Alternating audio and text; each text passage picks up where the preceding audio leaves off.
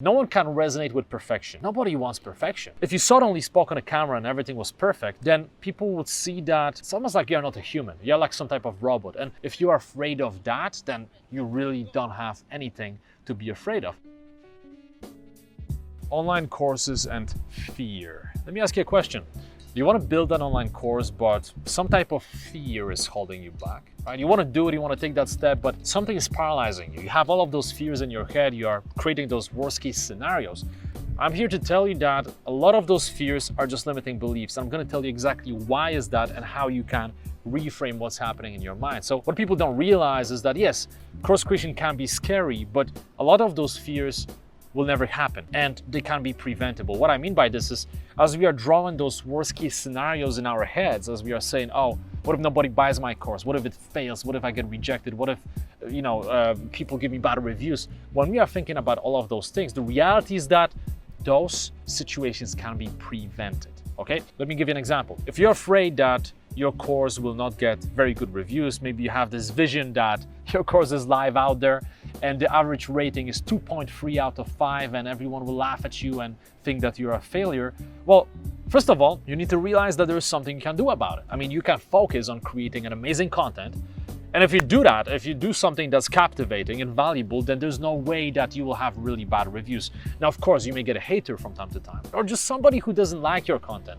It also happens. Some people are not haters, but they just don't resonate. Someone may leave you a 2 or 3 star review. But even if that happens, you'll have a lot of people who will enjoy your content. And at the same time, what you can do is to prevent it. You can release the first version just to a small inner circle of people, maybe 3, 5, 10 people. And basically what you tell them is, listen, I would like to give this course to you for free. What I want you to do is I want you to watch it and give me your feedback. Be very honest, tell me what you like and also tell me what you don't like. And in fact, things that you don't like will be more important to me than all the things that you like. And this way you gather feedback and then you work on that feedback to build even better content, right? Maybe you realize you should add some videos. Maybe you realize that some of the videos are too long, but you can reshoot some of the things, you can move things around, and then you come up with this amazing course that's pretty much bulletproof and hater-proof, right? So that's the first thing. Another thing is you can activate your inner circle. So when you launch your course, you don't just need to post it and leave it there for everyone to come and potentially give you bad reviews. What you gotta do is you gotta activate your inner circle. I'm talking about your friends, family members, your clients, people who are close to you, and simply tell them, listen, I'm launching this course. This is super important to me. And what I want you to do is, I want to gift it to you. First of all, I'm not going to sell it to you. I want to gift it to you. You don't need to pay anything. But I would really appreciate if you could give me an honest review. And of course, 5-star reviews are appreciated. You could joke about it a little bit. But what's going to happen is I can guarantee you that some people will leave those 5-star ratings. And thanks to that, when someone who doesn't know you ends up on your landing page, they'll see, oh, there's a new course. It has 8 5-star reviews. That's interesting. That's when the social proof and credibility will start working, okay? Super important. So as you can see, fear of not getting enough reviews or having a bad course can be totally prevented. Another fear that people experience is that they say, well, people will not like me for who I am, right? They'll reject me. They'll think that I don't look good on a camera, that I'm not a great presenter. And here's the thing. First of all, presentation skills can be learned. This is something that anybody can learn. There are tactics out there. There are techniques, right? I mean, one of them, rather than just standing like this, slouching, looking like this at the camera, you stand up straight or you sit down straight and you open up and you use your hands, right? You use positive body language, showing your palms. Just that in itself will make you more captivating. There are lots of techniques and strategies like this. So this again can be prevented because you can do something about it.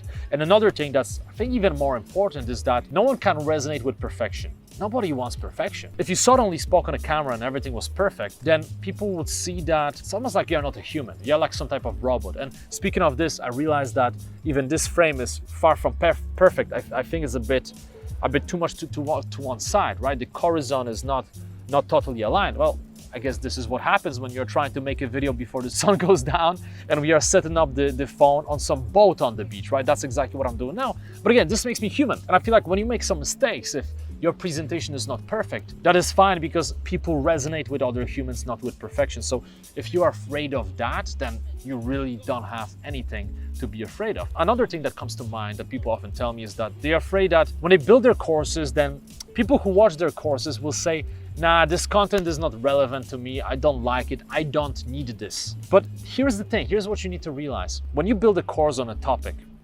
only people who really want to learn that topic will be watching your course. Unless, of course, you do some misleading marketing and you tell people that they are getting this and you're giving them this. But if you are very deliberate in terms of what you are offering, if you tell people you give them X, Y, and Z, you actually give them X, Y, and Z. As long as you do that, as long as you're deliberate, accurate, there's no problem, because people who wouldn't resonate with your content, who don't need your content, they will not be watching your course. You need to remember that only people who really want your content, who need your content, these are the individuals who will be watching. And this eliminates a lot of fear, because you realize, wow, it's not like all of my friends and family and everyone around me, or my boss and maybe even my employees, if you're a boss yourself, all of those people will be watching and trying to find as many mistakes as possible. It doesn't work like that. People who watch your content are the people who want to watch your content. Now you may tell me, what about haters? There must be some haters from time to time, and yes, it happens. It happens that, some people watch your content even though they don't need it, because they are just haters. But I want to break some news. If they are really haters, you shouldn't care about them. Because the reality about haters, and this is the topic for another video, but I want to mention this because this is important. The reality of haters is that they don't really hate you. They hate themselves, because they feel like, you are doing something out of the comfort zone that maybe they would want to do. Maybe they see something about you that they would want to have. Right? And you rub them the wrong way. So you got to remember that people who are successful, people who are doing big things in life, are not haters. Do you think that Elon Musk is a hater? Right? Do you think that Jocko Willink, the Navy SEAL, is a hater? They don't have the time to be haters, right? They just don't have the time. They're doing what they have to do. Do you think Michelle Obama is a hater? No, she doesn't have the time.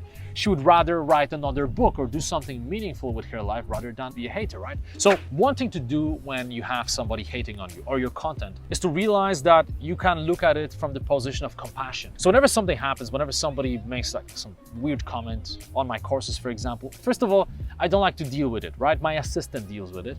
But even if I see something, right? Say I'm doing a live conference and I see comments, maybe somebody says something because they try to get under my skin, I come from a position of compassion. I realize, hold on a second, if that person had everything going on for them in their lives, they wouldn't be wasting time hating on me. I mean, they wouldn't have the time for this. They would be doing other productive things. They wouldn't be sitting here hating on me. So when I realized that, maybe it's one of those cases where things are not working out for them very well. Maybe that person is right now drinking fifth beer by the laptop, hating on other people in the comment section. Well, that triggers a lot of compassion in me, right? That person probably needs help. And in a way, it deprives that hater from this power over you. Okay, so remember about it. So anyway, to finalize this video, what I want you to do is, I want you to really sit down, take a piece of paper, and I want you to write down every single fear and limiting belief that you experience when it comes to building courses. You don't need to show it to anybody, just write it down for yourself, because self-awareness is power. Everything starts with self-awareness.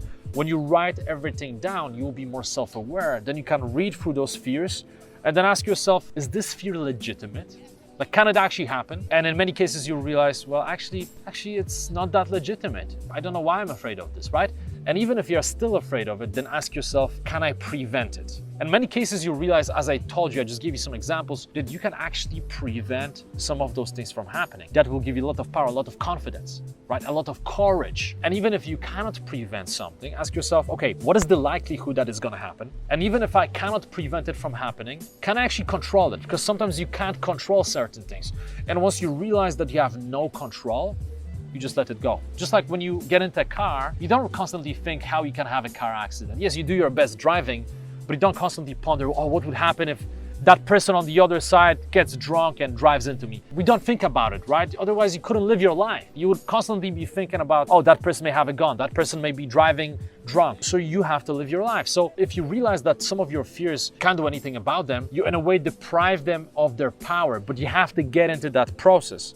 And then finally, some of those fears, well, they may be legit, maybe you cannot prevent them, but then ask yourself, what if they really happen? What is really the worst case scenario? In many cases, you realize that it's not as bad as it seems to be. So the context of building courses, let's say that your course bombs, right? It doesn't work. You published it, even though you did the beta group, you had early students to give you feedback, you adjusted the course, you did everything to the best of your ability, and let's say the course is still not selling very well and it doesn't get like amazing reviews. Guess what? you can always take it down. You can always modify it. There's always something you can do. So there's no point in this world, especially now, 21st century, all this technology, there is no point of allowing that fear dwarf your dreams. There's no point. You gotta do what you gotta do, and when you really feel like you wanna do something, in this case, if you wanna build an online course, or maybe you wanna start a social media channel, do it right away and then adjust along the way. Okay, life is too short not to do what you wanna do. Hope you enjoyed this video. Post a comment. Let me know what you think. Once again, this was Jimmy in the Rain. Always appreciate seeing your comments. Hope you enjoyed this video. Have an amazing day.